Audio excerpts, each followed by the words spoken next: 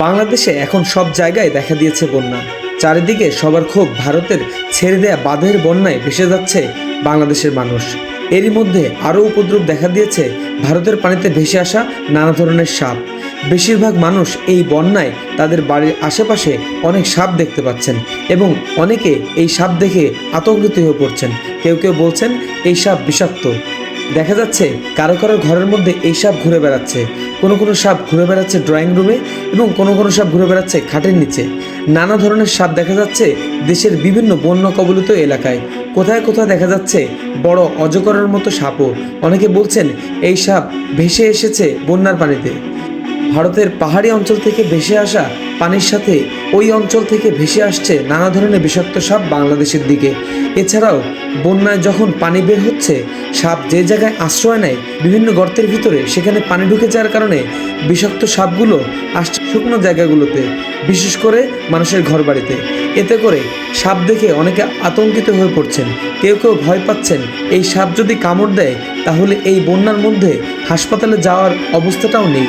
তাই সাপ থেকে আতঙ্কিত না হয়ে বিশেষজ্ঞরা বলেছেন নানা ধরনের সচেতনতামূলক কার্যক্রম নেওয়ার জন্য। এই সাপ থেকে বাঁচার জন্যে আমরা কিছু উপায় অবলম্বন করতে পারি, যেমন কার্বলিক অ্যাসিড বা ফানেল। ঘরবাড়ি থেকে সাপ দূরে রাখার সবচেয়ে কার্যকরী উপায় হলো কার্বলিক অ্যাসিড বা ফানেল ব্যবহার করা। এই রাসায়নিকটির গন্ধ সাপ সহ্য করতে পারে না। ঘরের কোনায় উঁচু স্থানে কার্বলিক অ্যাসিডের বোতল মুখ খুলে রাখুন। এটি বাতাসের সঙ্গে মিশে যাবে, এতে করে সাপ আর আসতে পারবে না। দ্বিতীয়ত, সাবান। হাতের কাছে কার্বলিক অ্যাসিড না পেলে লাল রঙের লাইফবয় সাবানও ব্যবহার করতে পারেন। এই সাবানেও কার্বলিক অ্যাসিড বিদ্যমান। সাবানকে কুচি কুচি করে ঘরের চারিদিকে ছিটিয়ে দিন, সাপ আর আসবে না।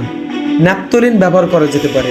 সাপ তাড়াতে সবচেয়ে বেশি ব্যবহৃত হয় এই ন্যাপথলিন, তাই ঘরের ভিতর ন্যাপথলিন ছড়িয়ে রাখুন। একদম যদি কার্বলিক অ্যাসিড, ন্যাপথলিন, সাবান না পাওয়া যায় তাহলে সেক্ষেত্রে অনেক কার্যকরী পদ্ধতি হচ্ছে রসুন। রসুনের গন্ধ সাপ একদম সহ্য করতে পারে না, তাই আপনি খুব সহজেই ঘরের সাপ তাড়ানোর উপাদানটি তৈরি করে নিতে পারেন। কয়েক কোয়া রসুন পেস্ট করে নিয়ে এতে যে কোনো তেল যোগ করুন এবং ছেঁকে নিন। এই মিশ্রণ ঘরের চারপাশে স্প্রে করুন। এতে করে সাপ থেকে আপনি কিছুটা হলেও রেহাই পাবেন।